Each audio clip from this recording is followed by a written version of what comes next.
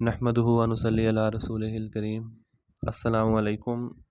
امید کرتا ہوں آپ سب خیریت سے ہوں گے۔ غنیۃ الطالبین کی ایک نئی ویڈیو آپ کے سامنے لے کر آیا ہوں۔ انشاءاللہ اس ویڈیو کے اندر ہم دائیں ہاتھ سے کرنے والے اعمال، سنت اعمال، دائیں ہاتھ کے احکام، اس کے علاوہ کھانے پینے کے آداب کے بارے میں بات کریں گے، تو ویڈیو کو اینڈ تک دیکھیں، چینل کو سبسکرائب کریں۔ نئے آنے والے اپنے سامعین سے درخواست ہے اور ویڈیو کو لائک اور شیئر کر دیں۔ دائیں ہاتھ سے جو چیز ہم کر سکتے ہیں یا جو کام کر سکتے ہیں اس کے بارے میں شریعت ہمیں کیا کہتی ہے، اور شیخ عبدالقادر جیلانی رحمۃ اللہ علیہ نے اس کے بارے میں کیا مواد اکٹھا کیا ہے شریعت اسلامی سے، تو اس کے بارے میں ہم چلیں بات کرتے ہیں۔ فرماتے ہیں کہ دائیں ہاتھ سے چیز کا پکڑنا، کھانا، مشروب پینا، مصافحہ کرنا، وضو میں دائیں جانب سے ابتدا کرنا، اسی طرح جوتے پہننا اور کپڑے پہننے میں دائیں جانب سے ابتدا کرنا مستحب ہے۔ مستحب وہ عمل جس کو کر لیا جائے تو اس پر ثواب ہے، نہ کرنے پر کوئی گناہ نہیں ہے۔ اسی طرح مقدس مقامات پر داخل ہوتے وقت دایاں پاؤں رکھنا چاہیے، جیسے کہ مسجد ہے، مجلس ہے، گھر وغیرہ، تو اس کے اندر دایاں یعنی کہ اپنا سیدھا پاؤں، رائٹ سائڈ جو ہے اپنے پاؤں کی، رائٹ پاؤں، اس کو رکھنا چاہیے۔ بائیں ہاتھ جو ہے یہ گندی چیزوں، مطلب جو کراہت والی ہیں اور میل کچیل دور کرنے کے لیے ہے، الا یہ کہ دایاں ہاتھ لگائے بغیر یہ کام مشکل ہو یا ناممکن ہو، جیسا بایاں ہاتھ سن ہو جائے اور کٹ گیا ہو، یا ہاتھ سے کام لینا، دوسرے ہاتھ سے کام لینا پھر مباح ہے۔ مطلب دوسرے ہاتھ سے جیسے کہ استنجا وغیرہ کرنا آپ کا ہوتا ہے، اور جسم کی صفائی وغیرہ، ناک کے وضو کرتے وقت صفائی آپ کرتے ہیں، تو الٹا ہاتھ اس میں استعمال کرنا مستحب ہے اور سنت عمل بھی ہے۔ لیکن اگر کوئی مسئلہ آپ کو درپیش ہے یا دقت ہو رہی ہے تو ایسا کوئی مذائقہ، کوئی گناہ والی بات نہیں ہے۔ اس کے آگے شیخ لکھتے ہیں کہ ایک جوتے میں چلنا جائز نہیں، الا یہ کہ دوسرے جوتے کا تسمہ ٹوٹ جائے، اور اسے درست کرنے کے لیے تھوڑا بہت چل لینے میں کوئی حرج نہیں ہے۔ مطلب ایک جوتے کے ساتھ چلنے کے بارے میں بھی یہاں شریعت میں معانت آئی ہے۔ یہ انسان کی کیا کہتے ہیں، اس کے خلاف ہے، وجاہت کے اور اس کے وقار کے بھی خلاف ہے، بڑا انسان عجیب سا لگتا ہے، تو ایک جوتے کے ساتھ چلنے سے منع فرمایا گیا۔ اور اس کے بارے میں دلیل یہ ہے کہ بخاری شریف کی یہ حدیث آپ کے سامنے سکرین پر میں نے شو کی ہے، آپ علیہ الصلوۃ والسلام نے ایک جوتا پہن کر چلنے سے منع فرمایا ہے، تو یہ بخاری شریف کی حدیث ہے، تو یہ کوئی ایسی بات نہیں شیخ نے لکھی، باقاعدہ تحقیق کے ساتھ انہوں نے یہ باتیں لکھی ہیں، تو ہمیں ان کو اپنی زندگی میں اپنانا چاہیے۔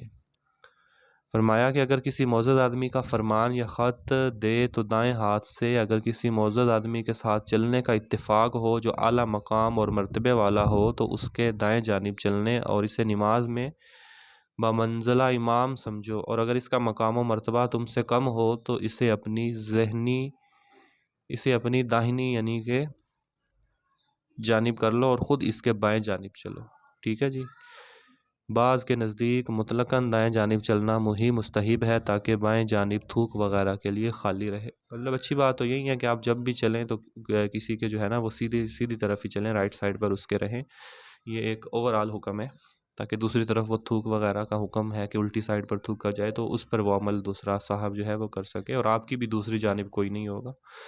تو اسی طرح یہ عمل ہے، اگر کوئی آپ سے عزت میں اور مرتبے میں بڑا ہے تو مرتبے سے مراد یہاں پہ تقویٰ ہے، اللہ کے نزدیک معزز تقوی والا ہے، تو جو تقوی میں اور علم میں آپ سے اعلیٰ ہے تو اس کے جو ہے وہ آپ سیدھے ساتھ اس کے ساتھ دائیں جانب چلیں، اس کو عزت اور اکرام دیں، ٹھیک ہے۔ یہ ساری باتیں ہیں جن پر شیخ نے لکھا ہے کہ دائیں ہاتھ سے ہم نے کیا کام کرنے ہیں۔ کھانے پینے کے آداب کے بارے میں اب یہاں آپ کو بتاتے چلیں کہ کھانا شروع کرنے سے پہلے بسم اللہ پڑھنا اور فارغ ہونے کے بعد اللہ کا شکر ادا کرنا ایک مستحب عمل ہے۔ اسی طرح کھانے میں برکت ہوتی ہے اس عمل سے، اور شیطان اس سے دور بھاگتا ہے۔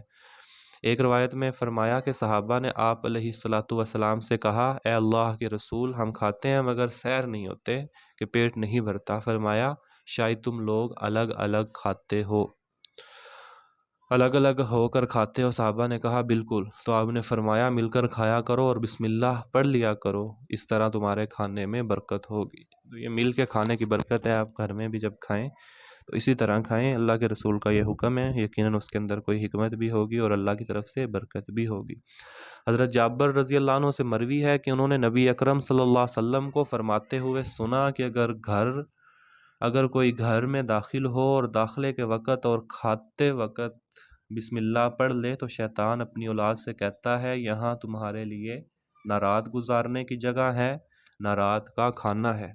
اگر داخلے کے وقت بسم اللہ نہیں کہتا تو شیطان کہتا ہے رات کا ٹھکانہ مل گیا، اور جب کھانے پر بسم اللہ نہیں کہتا تو شیطان کہتا ہے کھانا بھی مل گیا۔ حضرت حذیفہ فرماتے ہیں کہ جب ہم رسول اللہ صلی اللہ علیہ وسلم کے ساتھ کسی کھانے میں شریک ہوتے تو ہم میں کوئی شخص اس وقت تک ہاتھ نہ بڑھاتا جب تک کہ آپ کھانے کے لیے ہاتھ نہ بڑھا لیں۔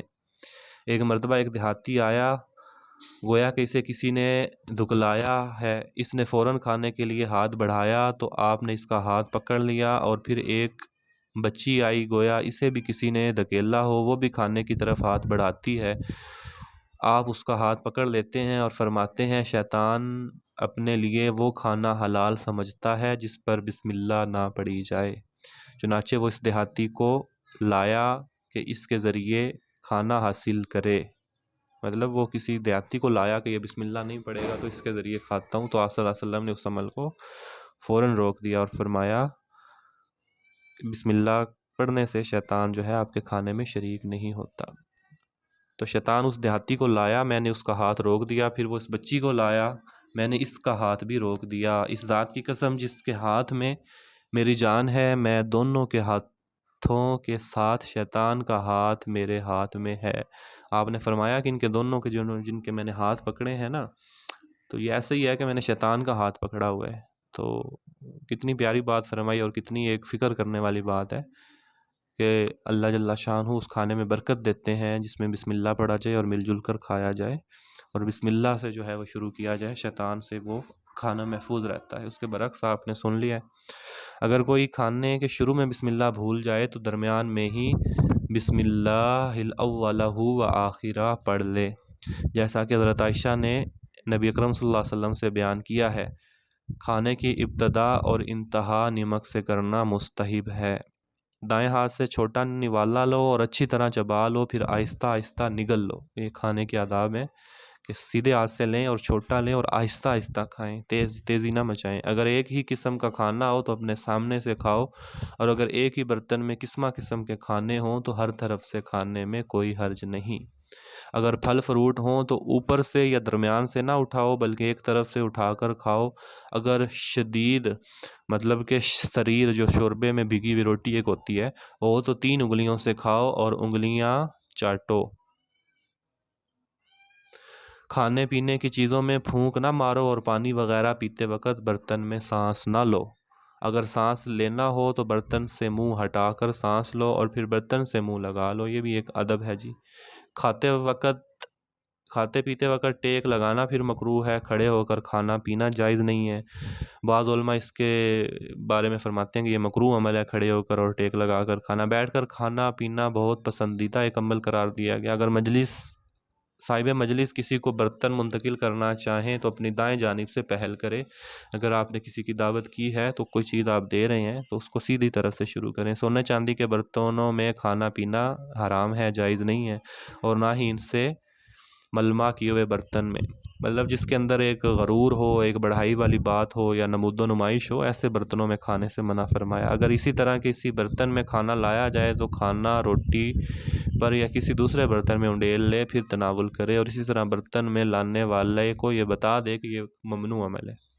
اسی طرح سونے چاندی کے عود دانوں کا استعمال ممنوع ہے، یہی حکم سونے چاندی کے گلاب پاشوں کا ہے۔ اس لیے ان مجالس میں شرکت حرام ہے جہاں یہ برتن استعمال کیے جاتے ہیں۔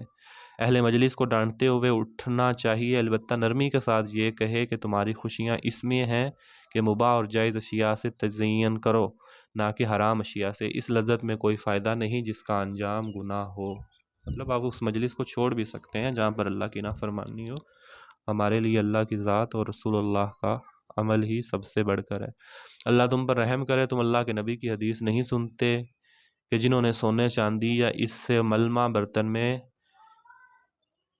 پیا وہ اپنے پیٹ میں جہنم کی آگ بھرتا ہے۔ یہ حدیث ہے کہ جس نے سونے چاندی یا سونے چاندی کے ورق لگے ہوئے برتنوں میں پیا تو ایسے ہی ہے جیسے وہ اپنے پیٹ میں جہنم کی آگ بھر رہا ہے۔ اگر منہ میں کوئی لقمہ ڈال لے تو بلا عذر اس سے باہر نکالنا چاہیے۔ عذر یہ ہے کہ سخت گرم اور تکلیف دہ ہو یا کھانسی آ جائے، مطلب اگر آپ نے منہ میں کوئی لقمہ ڈالا ہے تو اس کو باہر نکالنا جو ہے وہ منع ہے، لیکن کوئی عذر ہو تو پھر آپ ایسا کر سکتے ہیں۔ اگر کھانے کے درمیان چھینک آ جائے تو ناک اور منہ ہاتھ پر رکھ کر اسے ڈھانپ لو اور ایک طرف ہو کر چھینکو تاکہ کھانا محفوظ رہے۔ اگر کوئی شخص یا غلام وغیرہ خدمت کے لیے کھڑا ہو تو اسے بھی شامل ہونے کی اجازت دے، اگر وہ نہ بیٹھے تو نفیس ترین کھانے میں سے ایک آدھ لقمہ اسے بھی دے۔ یہ نہیں ہے کہ کھانا دینے والا، جیسے کہ ہم سوشل میڈیا پر ایسی ویڈیوز دیکھتے ہیں، ملازموں کو ایک طرف دکھایا جاتا ہے، تو یہ ہماری شریعت کا مزاج نہیں ہے۔ وہ ہمیں حکم دیتا ہے کہ غلاموں کو بھی شریک کرو۔ اگر شریک وہ نہیں ہوتا، آپ کا وہ مرتبے کا خیال رکھ رہا ہے، پھر بھی اسے زبردستی کچھ نہ کچھ اس میں سے دو آپ۔ اچھی طرح سے برتن صاف کرنا مستحب ہے، جس میں آپ کھا رہے ہیں اس کو صاف کرنا۔ اسی طرح گرے ہوئے ریزے چن کر کھا لینا۔ اہل مجلس اگر مانوس ہوں تو ان سے دل لگی کی باتیں کرنا اور مناسب حال واقعات سنانا بھی ثواب کا کام ہے۔ دنیا داروں کے ساتھ پورے ادب و تمیز سے، فقراء کے ساتھ تواضع انکساری سے، عوام کے ساتھ خندہ پیشانی سے اور علماء کے ساتھ ادب و احترام کے ساتھ کھانا مستحب ہے، کہ آپ کو ہر ایک کے مرتبے اور اس کی نیچر کا خیال رکھتے ہوئے اس کے ساتھ کھانے میں شریک ہونا چاہیے۔ یہ آپ کی اسلام تربیت کر رہا ہے جی، کہ آپ کو کیسا ہونا چاہیے۔ اگر کسی نابینا کے ساتھ کھانے کا اتفاق ہو تو اسے دسترخوان پر چنا ہوا کھانا بتا دو، کیونکہ نابینا ہونے کی وجہ سے عمدہ کھانا اس سے دور رہ جائے گا۔ یہ بھی کھانے کے آداب میں سے ہے۔ ولیمے کی دعوت قبول کرنا اور اس میں شریک ہونا مستحب ہے۔ اگر کھانا چاہے تو درست، ورنہ میزبانوں کے حق میں دعا کر دے۔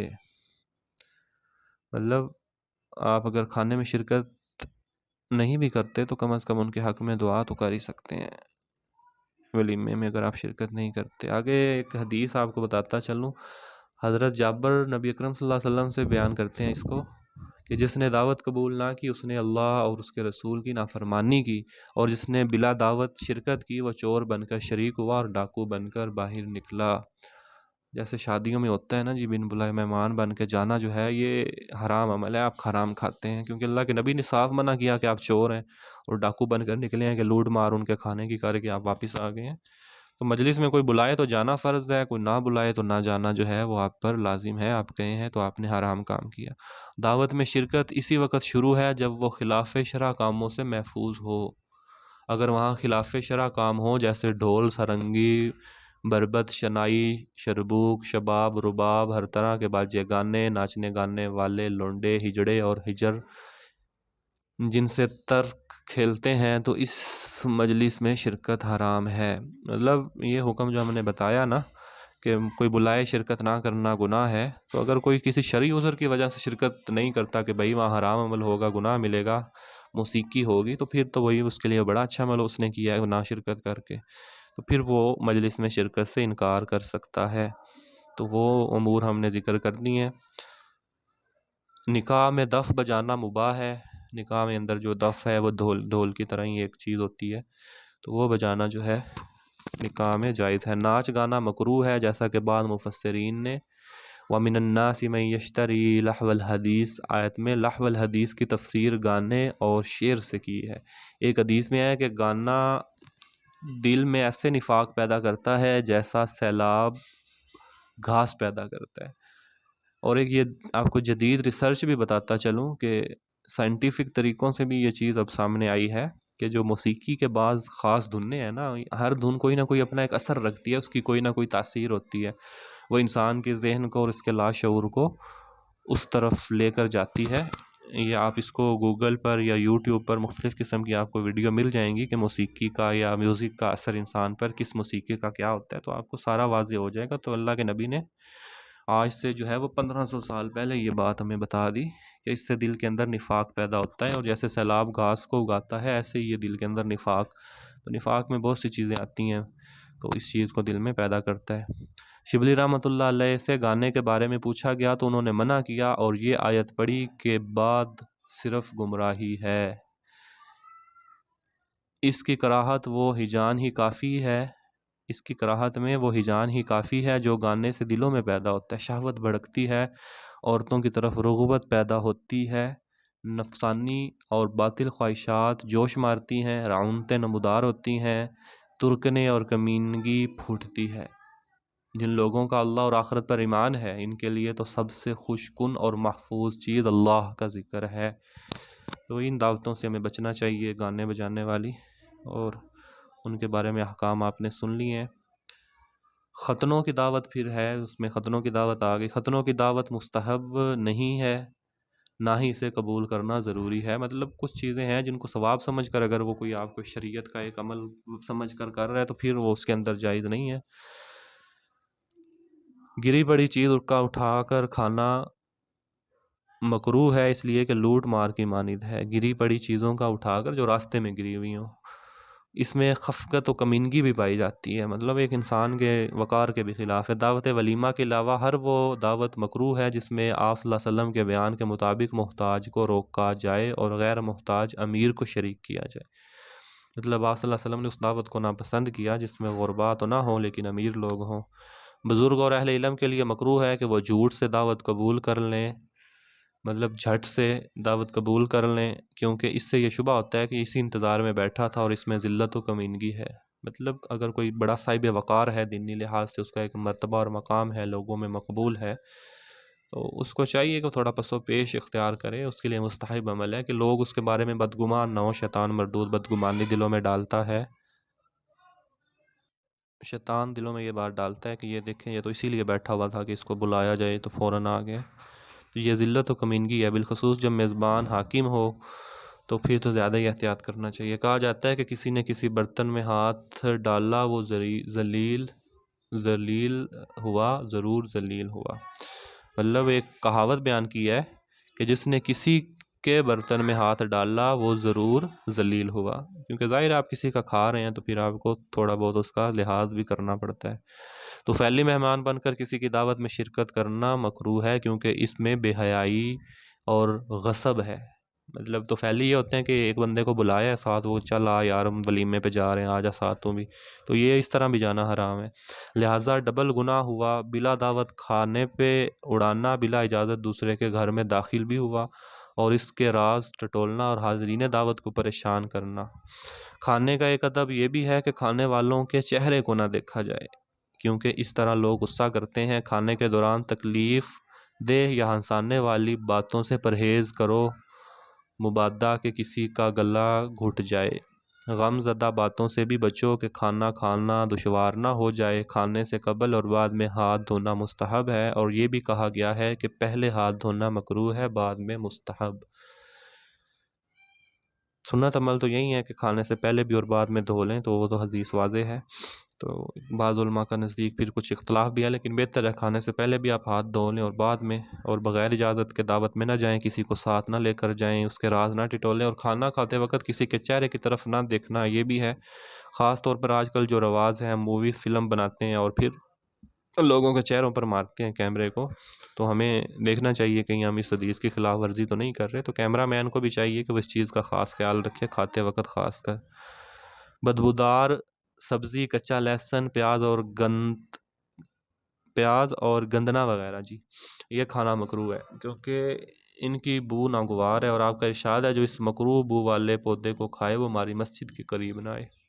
تو اگر آپ گھر کے اندر ہیں، آپ نے کہیں نہیں جانا، کہیں مجلس میں جانا ہے، پھر تو آپ کے لیے بہتر نہیں ہے۔ گھر میں اور آپ صحت افزا چیزیں اس طرح کی کھانے چاہتے ہیں تو پھر کوئی حرج نہیں ہے۔ ناک تک پیٹ بھر کر کھانا کہ جس سے بدہضمی کا خدشہ ہو، مکروہ ہے۔ آپ صلی اللہ علیہ وسلم نے اس بارے میں فرمایا کہ آدم کے بیٹے، آدم کی اولاد نے اپنے پیٹ سے بدتر کوئی برتن نہیں بھرا۔ مطلب بدترین جو برتن آدمی بھرتا ہے نا، وہ اپنا پیٹ ہی فرمایا۔ میزبان کے علاوہ کسی مہمان کو یہ حق نہیں کہ وہ دسترخوان پر موجود کسی اور کو میزبان کی اجازت کے بغیر کوئی لقمہ دے، اس لیے کہ وہ میزبان کے دسترخوان پر مباح ہونے کے سبب کھاتا ہے، مالک ہونے کے سبب نہیں۔ مطلب آپ اس کھانے کے مالک نہیں ہیں۔ کسی کے دعوت میں اگر آپ جاتے ہیں تو آپ کسی اور کو کھانا نہیں دے سکتے، اس کو آپ خود تو کھا سکتے ہیں، کسی اور کو نہیں دے سکتے۔ اس لیے اس وقت میں علماء کا اختلاف ہے کہ جب مہمان کھانے کا مالک بنتا ہے، بعض کے نزدیک جب نوالا منہ جا کر غائب ہو جائے تو مہمان کی ملکیت بن گیا۔ بعض کے نزدیک مہمان کسی صورت بھی مالک نہیں بنتا بلکہ میزبان کی ملکیت میں رہتے ہوئے ہی کھاتا ہے، کیونکہ بعض علماء کہتے ہیں جیسے کسی کو آپ ہبہ ہدیہ کر دیتے ہیں نا کوئی چیز، تو وہ اس کا مالک بن جاتا ہے تو وہ کھلا سکتا ہے۔ تو اس میں تھوڑا اختلاف بھی ہے، لیکن بہتر یہی ہے کہ احتیاط کا پہلو جو ہے وہ ہاتھ سے نہ جانے دیا جائے، تاکہ صاحب مجلس کو بھی پریشانی نہ ہو سکتا ہے کھانے کا انتظام کم ہو اور آپ لوگوں کو لا رہے ہیں کھلا رہے ہیں تو کھانا کم پڑ جائے، تو ان چیزوں کا خیال رکھنا چاہیے۔ جب کھانا چن دیا جائے تو میزبان سے اجازت کی ضرورت نہیں، بشرطے کہ اس شہر کی یہی عادت ہو، اور یہ عرفی عادت ہی اجازت ہے۔ مطلب آپ کو بعض دفعہ اپنی سوشل ویلیو کا، ہر جگہ کی سوشل ویلیوز ہوتی ہیں ان کا خیال رکھنا چاہیے۔ جیسے آپ کسی ہوٹل وغیرہ میں جاتے ہیں تو کھانا تو لگ گیا ہوتا ہے، برتنوں میں پڑا ہوتا ہے، لیکن آپ اس سے پہلے جب کہ وہ انتظامیہ کی طرف سے نہیں کہا جاتا، ویٹر کی طرف سے، کہ اب ہم اس کو شروع کرتے ہیں، آپ اس کو کھول کھول کر کھائیں گے تو بد نظمی پیدا ہوگی۔ تو کھانا جب سامنے آ جائے اس کو تو کھا لینا چاہیے، لیکن ہر جگہ کی سوشل ویلیو ہوتی ہیں ان کا بھی خیال رکھنا ضروری ہے۔ منہ سے نکال کر برتن میں ڈالنا مکروہ ہے جی۔ کھاتے وقت خلال بھی نہ کرو، روٹی سے ہاتھ صاف کر کے اس کی توہین نہ کرو۔ روٹی پر ہاتھ ملنا، کھانے والے سالن والے، ایک کھانا دوسرے کھانے سے مکس نہ کرو، کیونکہ یہ بہت سے لوگوں کی طبیعت کے موافق نہیں اور اس سے معدہ بھی خراب ہوتا ہے۔ اگر کسی کو کچھ چیز یکجا کر کے کھانے کی خواہش ہو تو دوسروں کی خواہش پر اپنی خواہش قربان کر دے۔ ایک برتن میں کھانے کے بارے میں الگ کھا رہے ہیں تو پھر کوئی کراہت نہیں۔ مہمان کھانے کی مذمت نہ کرے اور نہ ہی میزبان کھانے کی مدح سرائی کرے اور اس سے قیمتی ظاہر کرے۔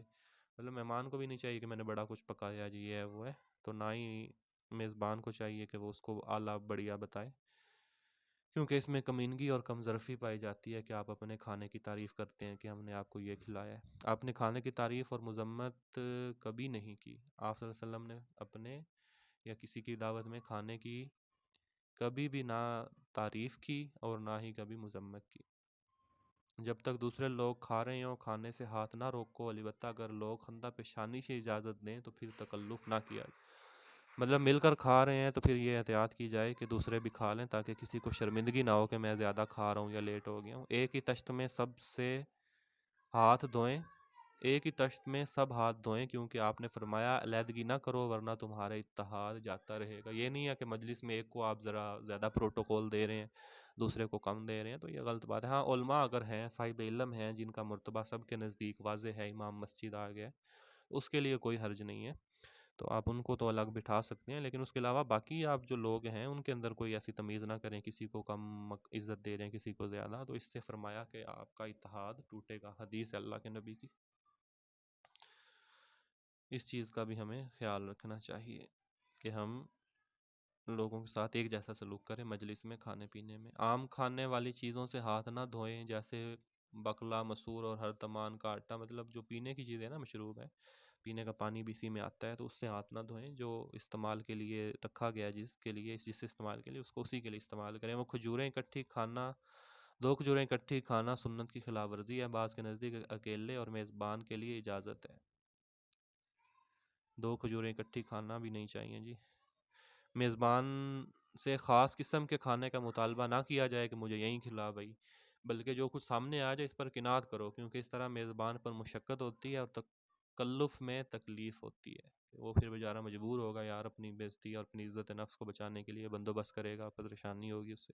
آپ نے فرمایا میں اور میری امت کے اتقیاء تکلف بناوٹ سے بری ہیں، مطلب میں اور میری امت کے نیک لوگ بناوٹ اور تکلف سے، جو دکھاوے کے لیے چیزیں کرتے ہیں، وہ ہم جو ہے نا اس سے بری ہیں، وہ ہم میں سے بندہ ہے ہی نہیں جو اس طرح کرتا ہے۔ اگر میزبان خود فرمائش کر دے کہ اپنی خواہش پیش کرو تو پھر خواہش کے مطابق مطالبہ کر سکتے ہیں، جیسے کہتے ہیں نا کہ ہاں جی کیا کھانا ہے آپ نے، پھر کوئی حرج نہیں ہے، آپ مینیو اس کو بتا سکتے ہیں، لیکن جو چیز سامنے آ گئی پھر اس کے اندر رد و بدل کروانا یہ حرام عمل ہے۔ حلال اور طیب ہدیہ تحفہ واپس کر دینا بھی مکروہ ہے۔ ہدیہ تحفے کا بدلہ دینا یا دعا خیر دینا ضروری ہے۔ تحفے کا بدلہ دینا ضروری ہے، کم از کم دعا تو دے سکتے ہیں نا۔ اگر کھانے پینے والی کسی چیز میں کچھ گر جائے جس میں بہنے والا خون ہو تو مچھلی کے علاوہ ہر چیز ناپاک ہو جائے گی۔ اگر کھانے پینے والی کسی چیز میں کچھ گر جائے جس میں بہنے والا خون ہو تو مچھلی کے علاوہ ہر چیز ناپاک ہو جائے گی۔ مطلب آپ کو اس چیز کا، اس لیے میں نے 2 دفعہ پڑھا ہے کہ اس چیز کو سمجھ آ جائے کہ کھانے پینے والی کسی چیز میں کچھ گر جائے جس میں بہنے والا خون جس کسی چیز میں ہے تو پھر وہ چیز ناپاک ہو جائے گی، اور اس کا کھانا حرام ہوگا جبکہ وہ مایع حالت میں ہو۔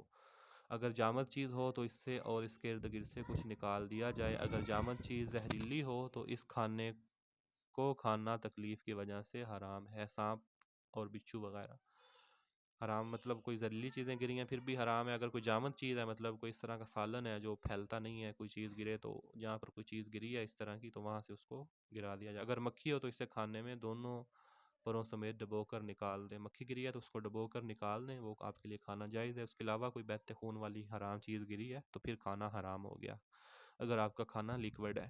اگر مکھی کھانے میں مر بھی جائے تو کھانا خراب نہیں ہوتا۔ آپ کا ارشاد ہے جب کسی کے کھانے میں مکھی گرے تو اسے ڈبو کر نکال دے، بلا شبہ مکھی کے ایک پر میں بیماری اور دوسرے میں شفا ہوتی ہے، اور وہ گرتے وقت بیماری والے پر کا سہارا لیتی ہے۔ پانی چوس چوس کر پینا چاہیے، بڑے بڑے گھونٹ نہ بھرے، 3 سانسوں میں پیے، برتن میں سانس نہ لے، شروع بھی بسم اللہ سے کرے اور آخر میں الحمدللہ بلا اختصار کہے۔